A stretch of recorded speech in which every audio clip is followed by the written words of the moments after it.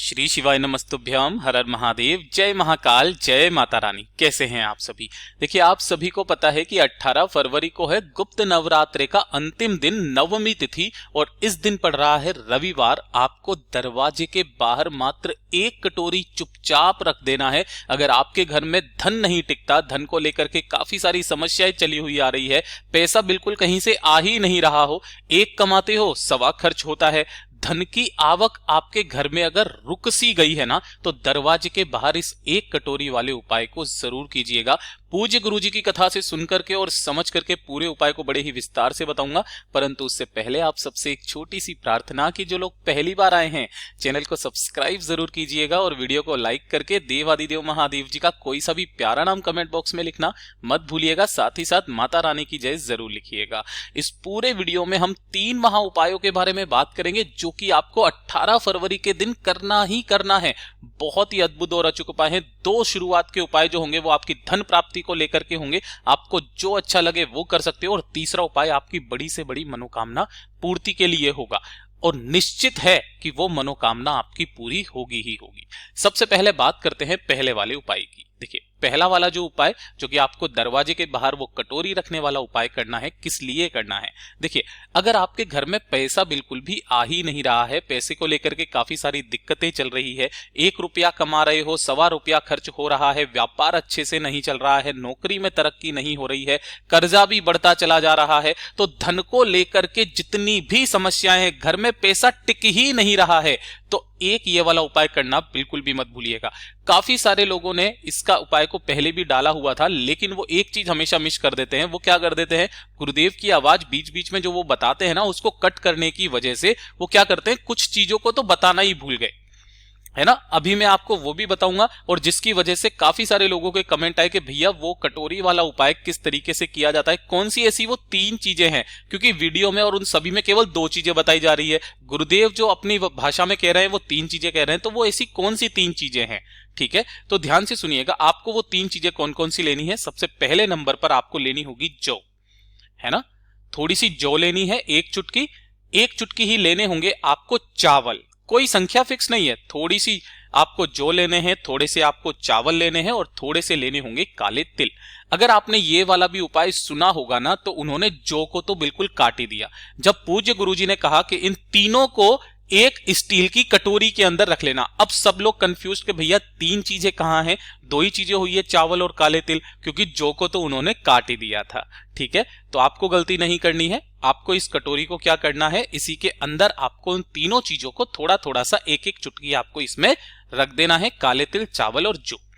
ठीक है, अब शनिवार के दिन, यानी कि जो अष्टमी तिथि पड़ रही है शनिवार की, आपको उस दिन चाहो तो रात्रि में ही रख दो, और रात्रि में भी अगर आप चूक जाओ, है ना रख पाओ, तो रविवार के दिन सुबह के समय आप इसे रख दो। कहां पर रखना है, इस कटोरी को उठाना और अपने घर का जो मेन गेट है ना, दरवाजा, इस दरवाजे की चौखट पर आपको यहां पर इस कटोरी को रख देना है।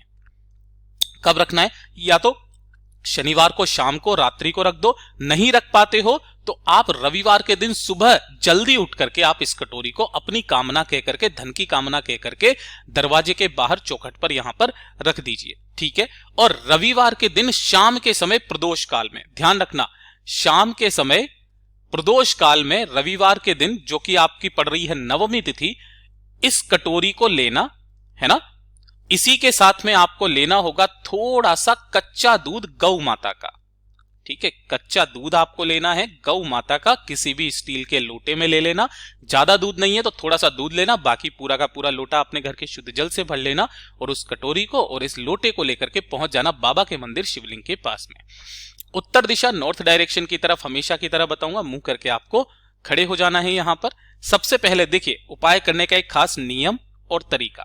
जो आपने कटोरी ली है ना, उस कटोरी में जो आपने जौ, चावल और काले तिल लिए हैं, उन्हें आपको शिवलिंग पर समर्पित करना है। लेकिन किस तरीके से, उसमें से थोड़ा सा जो लोगे वो आप यहां पर समर्पित करोगे, और थोड़ा सा आपको इस जगह समर्पित करना है, थोड़ा थोड़ा सा इन दोनों जगह पर समर्पित करना है, और बाकी का जो बचा वो शिवलिंग के ऊपर समर्पित करना है। इन दोनों जगह के अलावा जो शिवलिंग के दोनों तरफ में आपको समर्पित करना, कर दिया। और 1 लोटा शुद्ध दूध और जल का जो मिश्रण लेकर के आए हो ना, उसे आपको शिवलिंग के ठीक ऊपर समर्पित करना है। ओम नमः शिवाय, श्री शिवाय नमस्तुभ्यम पंचाक्षरी मंत्र या षडाक्षरी मंत्र का स्मरण करते हुए जब आप समर्पित कर दें, अपना नाम और गोत्र बोल करके कामना करें कि मेरे घर में धन नहीं टिकता, धन नहीं आ रहा, कर्जा बढ़ता चला जा रहा है, व्यापार में उन्नति नहीं हो रही है, पैसे की बहुत ही ज्यादा कमी आ रखी है, कमाई कम है, खर्चा ज्यादा है, बाबा हमें संभालिए।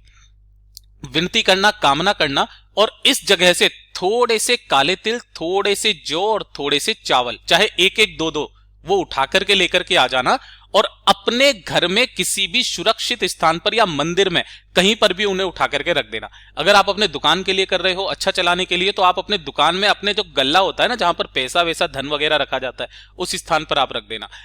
आपको मात्र 3 दिन के अंदर अंदर इसका असर दिखाई देने लगेगा कि आपके घर में धन की आवक होना स्टार्ट हो गई है, आपका व्यापार अच्छे से चल पड़ा है।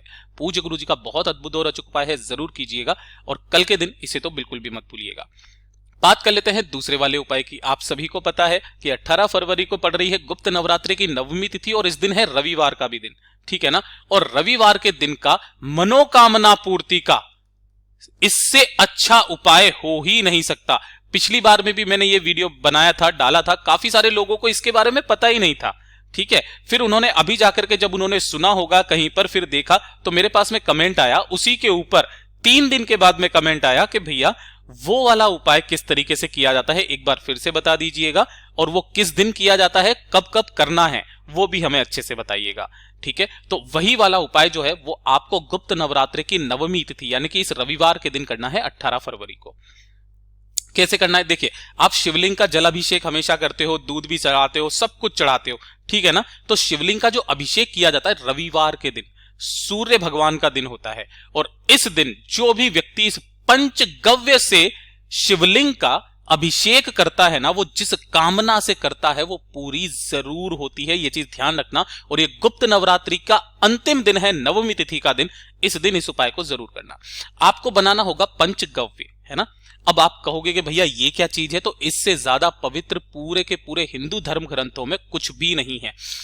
पंचगव्य बनाने का तरीका, आपको थोड़ा सा लेना होगा गौ माता का दूध, ठीक है, और गौ माता के दूध से बना हुआ थोड़ा सा लेना होगा दही, गौ माता के दूध से ही बना हुआ घी, गौ माता का गोबर और गौ मूत्र, ये 5 चीजें जब मिलती है तो पंचगव्य बनता है। और इस पंचगव्य को आपको किसी भी लोटे के अंदर ले लेना है ना, और साथ ही साथ 1 लोटा शुद्ध जल अलग से जरूर ले लेना। इसे लेकर के गुप्त नवरात्रि की नवमी तिथि यानी कि रविवार के दिन आपको इसे लेकर के और साथ ही साथ एक आटे का दीपक गोल बाती का लेकर के पहुंच जाना बाबा के मंदिर शिवलिंग के पास में, ठीक है। यहां पर उत्तर दिशा नॉर्थ डायरेक्शन की तरफ मुंह करके खड़े हो जाना। सबसे पहले आपको करना क्या है कि जो भी शिवलिंग पर कुछ भी चढ़ा हुआ है ना, तो उसे आपको हटा देना है। तत्पश्चात आपने जो लोटे के अंदर पंचगव्य लिया है ना, उस पंचगव्य को शिवलिंग के ठीक ऊपर आपको समर्पित करना है, किसी भी मंत्र का स्मरण करते हुए। साथ ही साथ पूज्य गुरुजी ने कहा कि अगर आपको इसकी विधि नहीं आती है, कोई मंत्र नहीं आता है, तो आप किसी भी पंडित को लेकर के चले जाना, है ना। अकेले ना कर सको तो पंडित को लेकर के चले जाना। बिल्कुल पवित्रता शुद्धता से ये वाला उपाय करना है। बैठना है, बैठने के बाद शिवलिंग का उस पंचगव्य से आपको समर्पित करके दोनों हाथों से पूरी की पूरी शिवलिंग पर अच्छे से अभिषेक करना है। ओम नमः शिवाय, श्री शिवाय नमस्तुभ्यम पंचाक्षरी मंत्र, षडाक्षरी मंत्र का स्मरण करते हुए जब आप ये कर दें, उसके पश्चात 1 लोटा शुद्ध जल देवादिदेव महादेव जी की शिवलिंग पर समर्पित कर देना। ओम नमः शिवाय, श्री शिवाय नमस्तुभ्यम का स्मरण करते हुए, ठीक है। जब आपने ये सारा का सारा उपाय करेंगे ना, उस वक्त में आपका मन एकदम शुद्ध होना चाहिए। और उसके पश्चात जब आप इन्हें समर्पित कर दें, अपने दोनों हाथों को फैला करके बाबा से अपनी कामना मांगना कि हे बाबा, मैं इस कामना से आपके दर पे आया हूं, मेरी इस कामना को पूरा कर दीजिए। आपकी जो भी कामना होगी पूरी जरूर होगी। और जब आप वापस जाएंगे तो वापस जाते समय शिवालय की चौखट पर अपनी मनोकामना कह करके उस आटे के दीपक को यहां पर प्रज्वलित करके चले जाइएगा। आपकी चाहे कोई भी कामना क्यों ना हो, पूरी होगी ही होगी। पूज्य गुरु जी का बहुत अद्भुत और अचूक उपाय है, जरूर कीजिएगा। अब बात कर लेते हैं तीसरे वाले उपाय की। ये जो तीसरा वाला उपाय है ना, किन लोगों को करना है ये चीज ध्यान में रख लेना। जैसा आपने पहला उपाय धन की आवक रुक जाती है ना, कोई व्यक्ति को आप पैसा दिया लेकिन अब वो फोन नहीं उठाता है, कोई आपकी मदद नहीं करता है ना, आप अकेला अकेला फील महसूस करते हो, धन की आवक आपके घर में रुक गई है, पैसे को लेकर के काफी सारी समस्याएं, दिक्कत चली हुई आ रही है, तो ये हर रविवार के दिन का उपाय है। कोई नवमी नहीं, कोई गुप्त नवरात्रि नहीं, जो रविवार पड़े उस रविवार के दिन आपको ये वाला उपाय करना है। देखिए, आपको लेना है 1 लोटा शुद्ध जल अपने घर का, ठीक है, ये ले लोगे। इसी के साथ में आपको चाहिए होगा 1 गुड़ का टुकड़ा, जो कि आपकी धन की आवक को बढ़ाता है।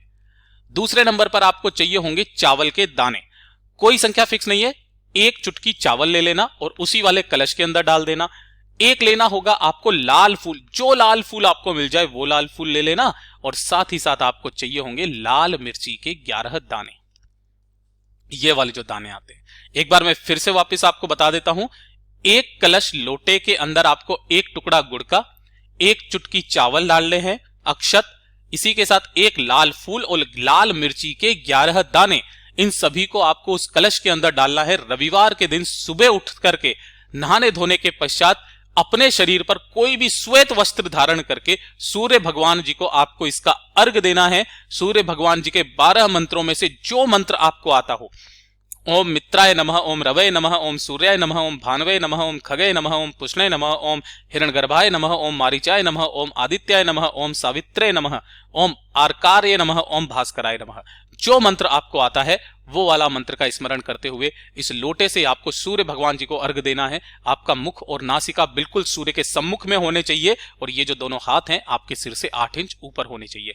काफी सारे लोग कहते हैं कि भैया जब आप यहां से जल समर्पित करते हो, ठीक है, अर्घ देते हैं, तो इसके छींटे आपके पैरों पर पड़ते हैं जिसकी वजह से आपको पाप लगता है। ऐसा कुछ भी नहीं है, यह सिर्फ हमारे सनातन धर्म को बदनाम करने का एक सोची समझी साजिश कह सकते हो, ताकि लोग बाग सूर्य भगवान जी को अर्घ देना बंद कर दें। वरना आप किस तरीके से अर्घ देना पसंद करोगे, कोई फर्क नहीं पड़ता। पूज्य गुरुजी ने साफ इस चीज को नकार दिया था अपनी कथा के अंदर। आपको सूर्य भगवान जी को अर्घ जरूर देना चाहिए, इससे आपकी कुंडली में सूर्य ग्रह की स्थिति मजबूत होती है, और जिसकी सूर्य ग्रह की स्थिति मजबूत होती है ना, उस इंसान को कभी कोई जीवन में हरा नहीं सकता। पूज्य गुरुजी के ये सभी उपाय बहुत ही ज्यादा खास और विशेष है। जब भी आप इस उपाय को करेंगे ना, अगले ही रविवार से आपके घर में धन की आवक होना स्टार्ट हो जाएगी। महाराज, जो व्यक्ति आपका फोन नहीं उठाता वो फोन उठाना स्टार्ट कर देगा। पूज्य गुरुजी के ये सभी उपाय बहुत ही ज्यादा खास और विशेष है, जरूर कीजिएगा। वीडियो पसंद आए तो लाइक जरूर करना, साथ ही साथ चैनल को सब्सक्राइब जरूर कीजिएगा। मैं आपसे मिलता हूं अगले वीडियो में, तब तक के लिए ओम नमः शिवाय, जय महाकाल, जय शिव शंकर, श्री शिवाय नमस्तुभ्यम।